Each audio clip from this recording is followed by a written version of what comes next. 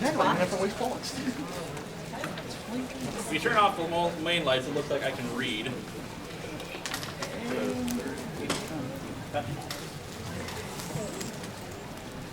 All right, is everyone ready? Yeah! Tech people, are we ready?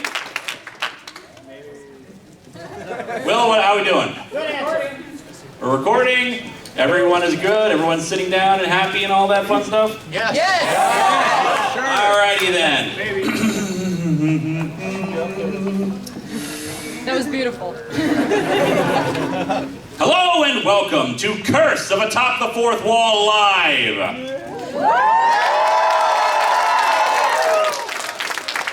Took you a second there with the cheers. I'm Sorry! We're empowered by your awesomeness. If you're unfamiliar with my show, Atop the Fourth Wall, consider yourself lucky. Oh, but I take that back. If you were lucky, you wouldn't be forced to be listening to me now.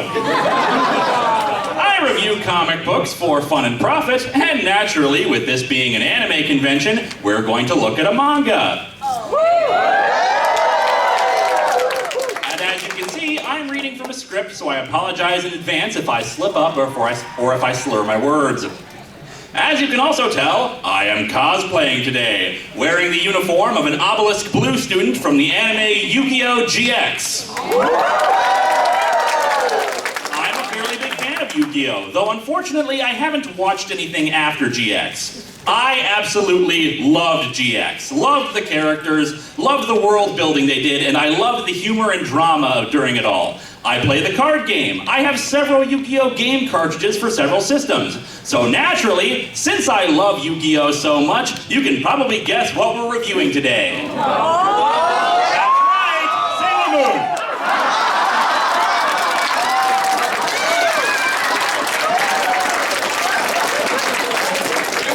I kid, the Yu-Gi-Oh! Manga.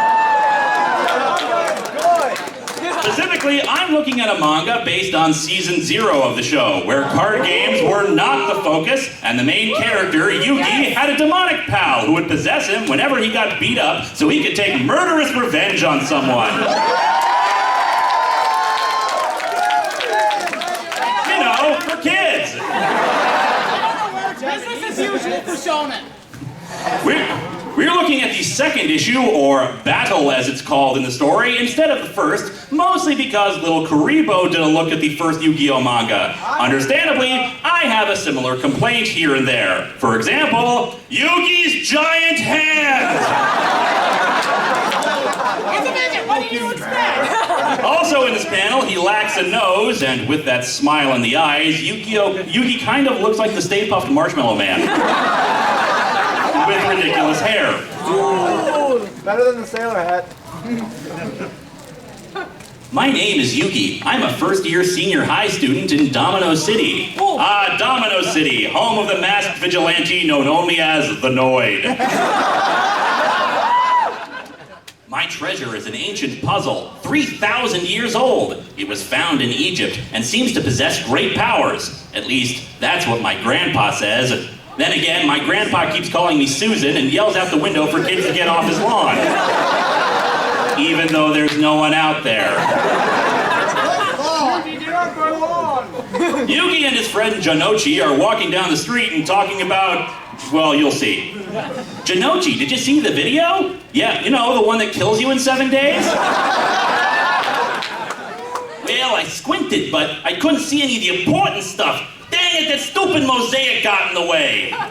This is associated with a little caption explaining what he means by mosaic. Note, mosaic is the censorship used on Japanese pornography, as required by law. An old wives' tale is that if you squint hard enough, you can see it decensored. Yugi and Janochi are talking about porn. Yogi, I'll lend it to you sometime. Yes! The future king of games, everyone! The two spot a television studio's van parked outside their school, making them think that a celebrity or an idol is coming to the school. Yugi peeks inside the van, but it's one-way glass and he can't see anything. A director, who is just sitting inside of it, sees Yugi's face squished against the glass and declares, "That face! I've decided he'll be the star of my next project. Yes, a random child who you've never spoken to with the pointiest of all hair. He's leading man material." And I'm a part of the Sonic the Hedgehog movie. A reporter starts filming in front of the school. Good morning, everyone. It's time for the morning show, Survival Morning. Survival morning? How the hell does that work? Do people get voted into the afternoon?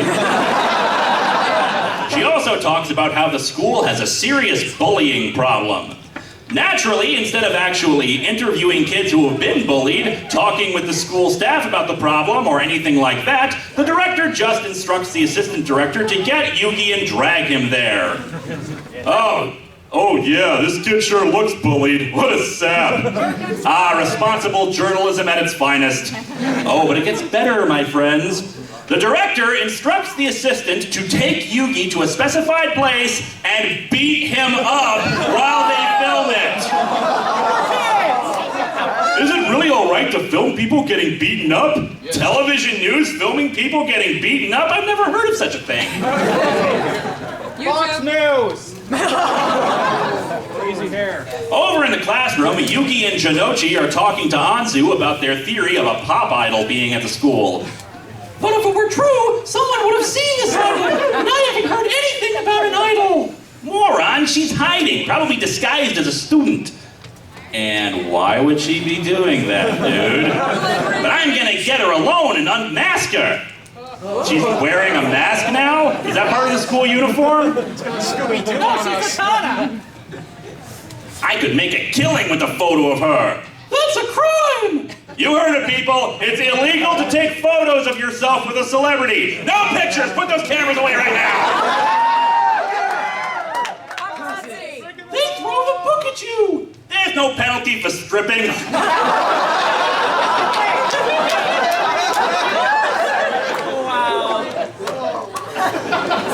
What is wrong with you? No penalty for...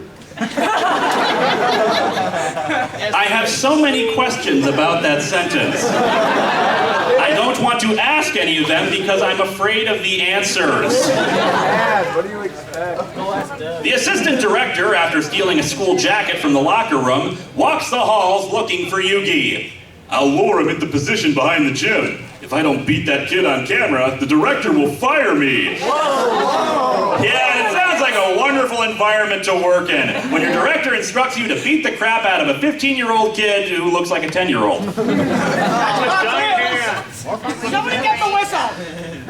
During lunch or recess, or whatever the hell break period this is, Jonochi drags Yugi out and wants to go find the idol.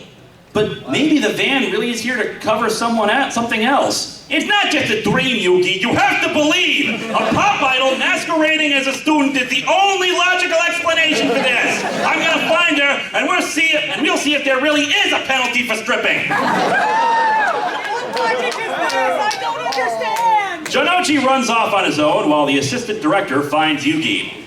The assistant director claims there really is an idol, while giving a creepy pedophile grin.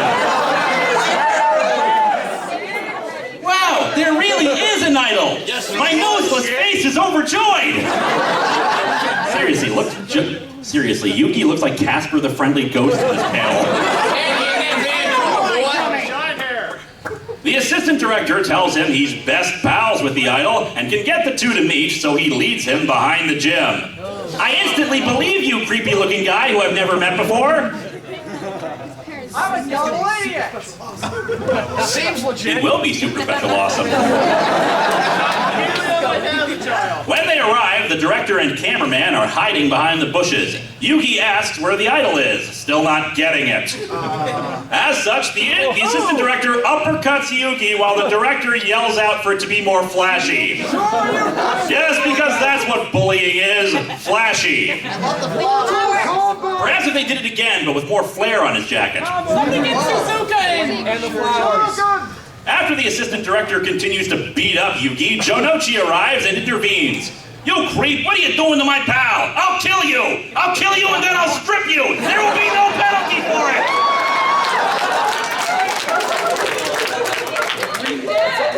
The assistant director says that the main director made him do it. And then the director steps out from behind the bushes, grinning evilly. And then grinning really bizarrely. It's like he's evil, but he's also confused.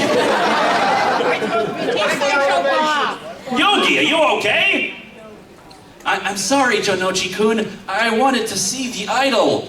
Only because you believe the lies these creeps were telling you. Oh, Yugi, I wish I knew how to quit you. The director will have none of this. We don't need to film this teenage drama. It's a waste of film. You're a waste of film.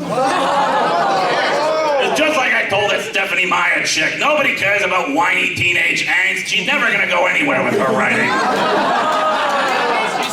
Thanks to him, we filmed a great episode. The audience will feel so sorry for him. Yugi-kun, you're the hero of my broadcast, that is. Enjoy the lawsuit, Mr. Director Pants. Seriously, if not from Yugi's parents, it'll come from the school for pulling this on their property. Wait a minute, where are Yugi's parents? We haven't seen hide or hair of them. I think they appear like once or twice throughout the series, but that's it. Mom shows up. We know who's dad. On top of that, the school will be able to prove pretty effectively that the bully doesn't go to their school and, in fact, is not a student at all, which means your station is going to get crap for making up a fake story. Your ass is fired. Jonochi grabs the director and wants to hit him, but the director says the cameraman is catching it all on tape. He isn't really. It's just a bluff. It's just a bluff to get Jonochi to hesitate. And in the hesitation, the director proceeds to beat up a 16-year-old boy. What a nice man.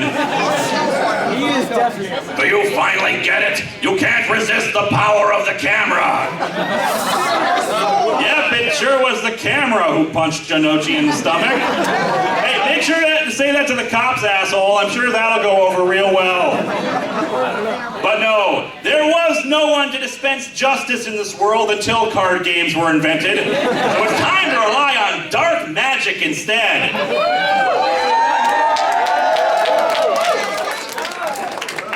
And here's your nightmare fuel, kids!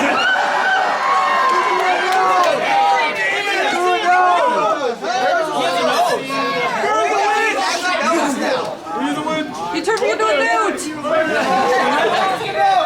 Someone start reciting the Lord's Prayer. How do you know it's not concave? It's going in. You're welcome. Somebody's playing Got Your Nose and didn't give Later that night at the TV studio, Director, the episode you've put together is staggering. Also, you're fired. Maybe next time we could kill someone on camera. Oh! Dude! What is your problem? You were talking out loud about making a snuff film. You are insane! Yugi, now possessed by the spirit of his Millennium Puzzle, confronts the murderous director. Psycho's in the air I've been closer than waiting, the Director-san. I've got a new screenplay for you to direct. It's called I Hope You Like Burning Torment for All Eternity. You must become my opponent in a game. I'm a huge Parcheesi fan. Nose is gone. We'll play using this, a die. Ooh, I like that word, die. Since the era of ancient Egypt, dice have been used to determine men's fates. At that time, they were called estragalos and were made from the hoof bones of animals. They were crooked and rounded, unlike the modern dice. Man, the forces of hell are teaching us a lot today. Teach us ABCs. The rules are simple. After I roll the die, if you can roll a lower number, you win. If the number is the same, you still win. And if I win, you will suffer a penalty game. The penalty game is called replace one of your eyes with this die. You know, for kids. The spirit rolls a 6. The director is pretty confident since he basically automatically wins anyway, but the spirit insists that he still roll it. Then have it your way. While I'm at it, I'll leave a hole in your face. and he tosses the die right at Yugi's head. Die in the face. Dude, it's a friggin' die. There's attempting to be threatening, and then there's throwing a die at someone's head. Might as well throw a penny at his head. Anyway, the die lands on 1. At first, the guy is confident, but the spirit says he'll receive a penalty game. Why? Because apparently he threw it so hard that the die split in half, meaning both 1 and 6 are showing. The die broke. It landed on 7. No, it didn't. It broke. You have to get a new die. But since the spirit feels like cheating, it unleashes the penalty game. Illusion of mosaic. What does this illusion of mosaic do? Why, it makes him be infected by missing number.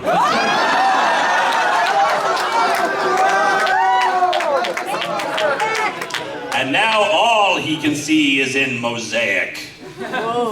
Director-son, you twisted the reality in front of the camera to suit your own needs. Therefore, you will see the world through a filter of mosaic. He has a nose. It's a pity that my satanic power on Photoshop filters. Where did this nose come from? The next day, Jonochi has brought Yugi the porn tape they were talking about. The label on the porn tape says that it's called Hard On Paradise.